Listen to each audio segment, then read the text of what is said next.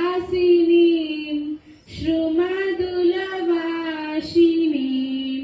शुकदां वरदां मातरं वन्दे मातरं वन्दे मातरं।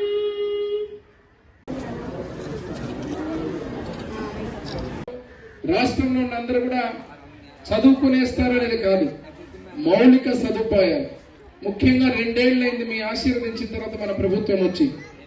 గతంలో నాడు నేడు అని చెప్పి అనేక రకాలుగా స్కూళ్ళనంతా అభివృద్ధి చేశామని చెప్పి రంగులు కొట్టి మాయ చేసి, ఉదాహరణ ఇదే స్కూలు క్లాస్ రూమ్స్ పూర్తి కాలేదు, సగంలో వదిలిపెట్టిపోయినటువంటి క్లాస్ రూమ్స్, అదే రకంగా టాయిలెట్స్ గాని అన్ని రకాలుగా తాగడానికి నీళ్లు గాని కిచెన్ షెడ్స్ గాని ఏది కూడా లేనటువంటి పరిస్థితి. ఒక మన స్కూలే కాదు, గ్రామాల్లో ఉన్నటువంటి అనేక స్కూల్స్ కూడా పూర్తిగా ఇబ్బంది పడేటువంటి పరిస్థితి.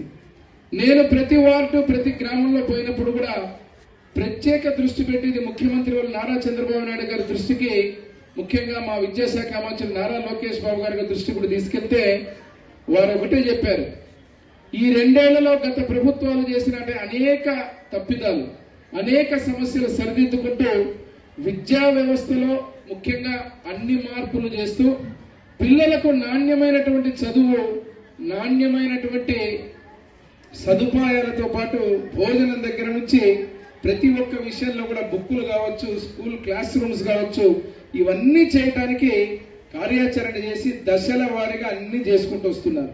ఇప్పుడు ఈ 3వ దశలో మొన్ననే ఇక్కడికి వచ్చినప్పుడు స్కూల్కి వస్తే నేను ఇక్కడ ఉన్నటువంటి టీచర్స్ కానీ హెచ్ఎం గారు కానీ అందరూ కూడా మాట్లాడి ప్రత్యేకంగా ఇక్కడ ఉన్నటువంటి బ్రహ్మాండమైనటువంటి రిజల్ట్, ఆ రిజల్ట్ కూడా ఎట్లా అంటే ఇప్పుడే చెప్పారు జేసీ గారు మాట్లాడుతూ, మా టీచర్లు కూడా చెబుతూ, సదుపాయాలు తక్కువగా ఉన్నా ఇక్కడ విపరీతంగా స్ట్రెంగ్త్ ఉంది, పిల్లలు ఉండడానికి చదువుకోవడానికి కొద్ది సమయం దొరికితే నా బిడ్డతో గడపడానికి ఆ సమయం అంతా ఏమిరా అంటే ఆ ఫోన్ దూరం పెట్టడానికి సరిపోతుంది నాకు. నేను ఎందుకు చెబుతున్నానంటే సాంకేతిక పరిజ్ఞానం అనేది మంచికి చెడుకు రెండింటికి ఉపయోగించవచ్చు, కానీ ఈ రోజుల్లో చెడుకు తొందరగా అట్రాక్ట్ అవుతారు. మంచి ఎక్కడానికి, మైండ్కి ఎక్కడానికి కొంచెం సమయం పడుతుంది, చెప్పినా నచ్చదు. కాబట్టి ఇక్కడ ఉన్నటువంటి టీచర్లు కానీ అధ్యాపకులు కానీ ఎక్కువ సమయం ఇక్కడ ఉన్నప్పుడు వారు విద్యాబుద్ధులు నేర్పి, మనము తల్లిదండ్రులు కూడా పిల్లలకు బాధ్యతని, అదే రకంగా వారు కలలు కంటున్నటువంటి దాని మీద మనం మాట్లాడి సమయం ఇచ్చి ఒక బాధ్యతను, భరోసాని, మానవత్వాన్ని కూడా నేర్పేటువంటి గొప్ప స్థాయి మన తల్లిదండ్రులకు అధ్యాపకులకు ఉంటుంది. కాబట్టి ఇక్కడ కూర్చున్నప్పుడు ఏదైతే ఉన్నటువంటి సమస్యలు, మన బిడ్డ ఎట్లా చదివింది, బాగా చదివిందా, లేకపోతే ఇంకా ఏమి చేయాలి, ఏ రకమైనది, ఇప్పుడు మార్కులు ఒక్కటే కాదు ప్రామాణికం, ఒక మార్కులు తగ్గొచ్చు పెరగొచ్చు. నేను మనం చూశాను, మన పేరెంట్స్ కొంతమంది స్కూల్కి పోతే ఎంత ఆనందపడుతున్నారంటే మార్కులు వచ్చిన పిల్లలు, అదే రకంగా మార్కులు కొంచెం తగ్గినా కూడా ఆ పిల్లలకు కూడా అదే ప్రేమ, అనురాగం, అభిమానం, బాధ్యతని మనం చూపాలి. సమయం ఇవ్వాలి. సమయం అనేది చాలా ముఖ్యం. ఎందుకంటే ఇక్కడ మనందరం కూర్చొని మాట్లాడేది రాష్ట్ర భవిష్యత్తు బాగుండాలన్నా మన బిడ్డల భవిష్యత్తు బాగుండాలా.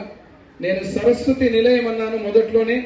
ఈ సరస్వతి నిలయము ఈ యొక్క జ్ఞాన భాండాగారాలైనటువంటి మన స్కూల్స్, మన కాలేజీల నుంచి మన పిల్లలు బయటకు వస్తారు.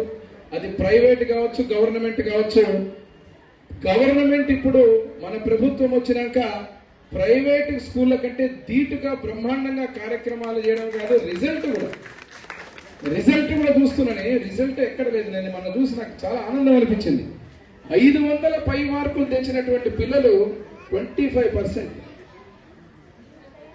ఎంత రుచిగా ఉంటుందమ్మా ఈ రోజుల్లో.